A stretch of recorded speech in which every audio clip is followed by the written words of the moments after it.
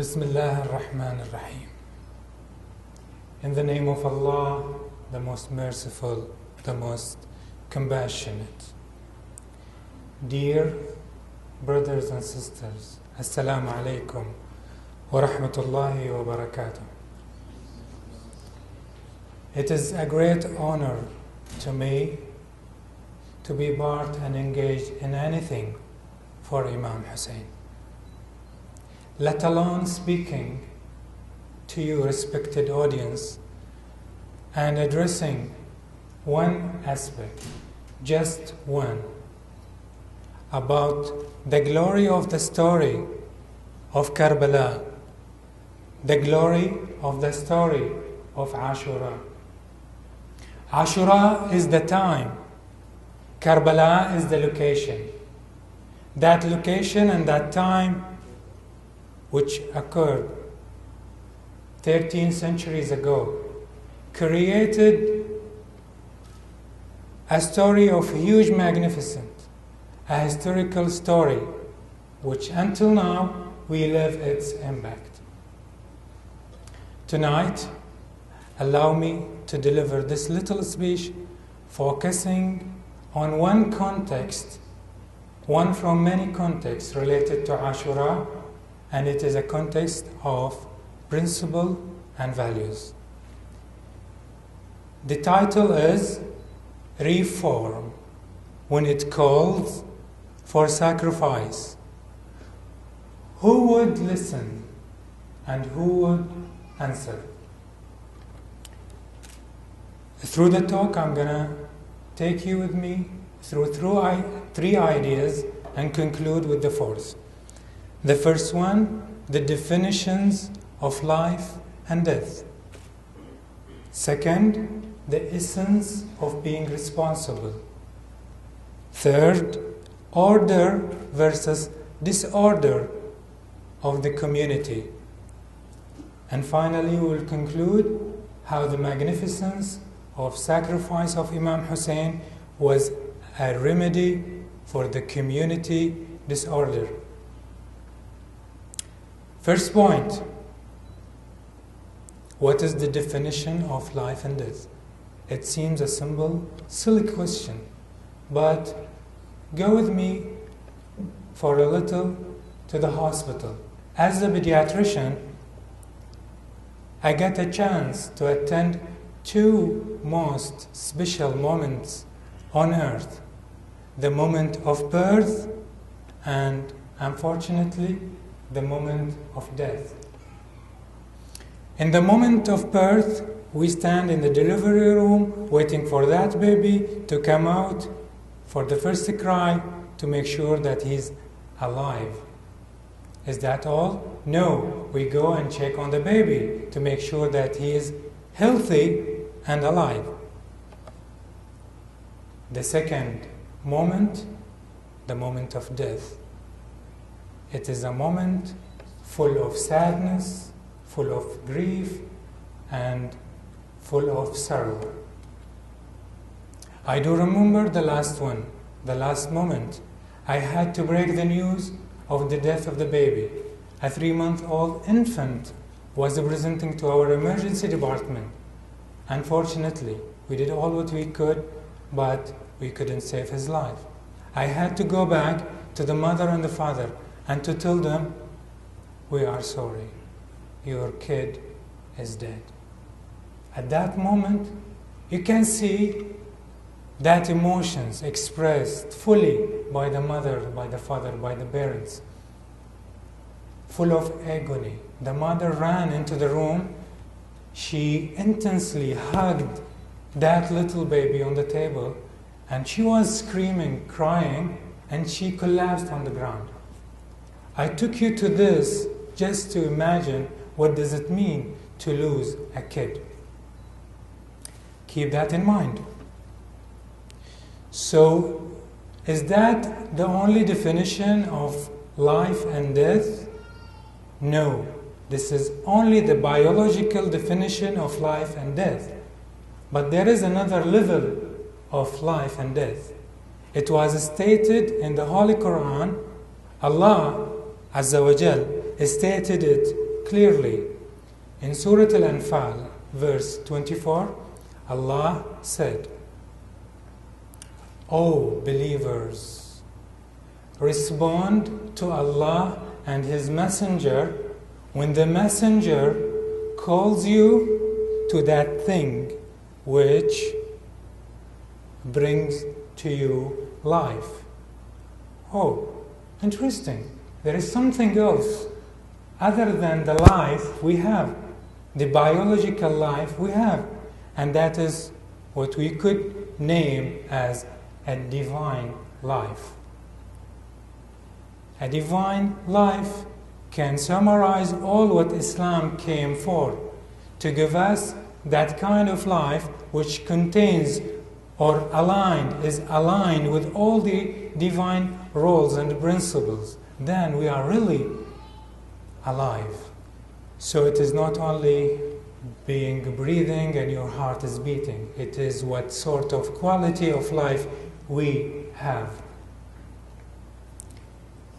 The second idea I'd like to get your focus on is the essence of being responsible. Again, I will utilize my profession to take you to the understanding of this essence. As a father or a mother, when you are really responsible about a kid, your kid, what does it mean? It means two things. Number one, you sense for the needs. You listen to the complaints. You witness whatever is needed by your kid. Number two, you act upon. You take an action. By that, we can say the essence of being responsible is there within you.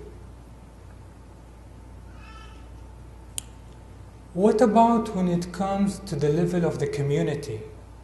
When the community suffers, when the order of the community or in the community is lost, we can say that the community is suffering from a disorder. No matter what, but the community as a whole is suffering. Who cares? Who should care? This is a basic question, and we believe that Islam addressed this need for all kinds of communities on earth to take care of. Islam was insisting and repeatedly advising every Muslim to be part of the responsibility chain, if I would name it. It is not that my life I'm concerned about and that's it. No. The community life is really important. If not more, it is in the same level of each individual life. In the year 61st after Hijrah, it was something like 50 years after the departure of Prophet Muhammad sallallahu alaihi wasallam. Those 50 years were enough for the believers' communities from east to west to show that magnitude of deviation, corruption. Who cared about that? It was Al-Imam Al-Hussein. At one moment, he was that person who understood the depth of the meaning of life, the divine meaning of life. That is the alignment with Allah rules and principles.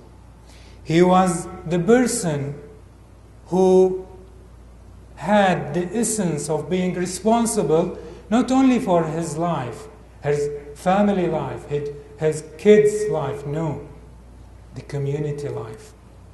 For that, he felt, or let's say, he listened to the call of reform. He listened and he answered. No matter what sacrifices it takes, he was ready for it. He was absolutely ready for it. Not only him, he was accompanied by 70 plus heroes, men and women. What did he give? For sure, everybody knows. He gave up his life. What kind of life he gave up? It was that biological life. We need to understand this lesson from Imam Hussein. He gave up his biological life. He was dead at the end. But he generated or regenerated the true meaning of life in the community. By that, he kept the communities alive along the centuries later on. Here you are. Look at yourself. Listen to me. What I'm talking about? I'm talking about this idea. The Imam Hussein, he kept within the communities century after century, generation after generation. It is not that simple. It takes a true believer. He gave up his kid's life, an infant, a toddler, and a young sons. In the last moment before he died, he was looking to the tents where his sister, wife, and little kids were so afraid, surrounded by soldiers, but that didn't make him to regret. He believed what he was in what he was doing. For that, he gave it peacefully. He left physically, but he is immortal spiritually. I end by these little words toward my Imam, Imam Hussein. O my Imam, Imam Hussein, by your sacrifices and from your pain, O my Imam, Imam Hussein, look how much you saved.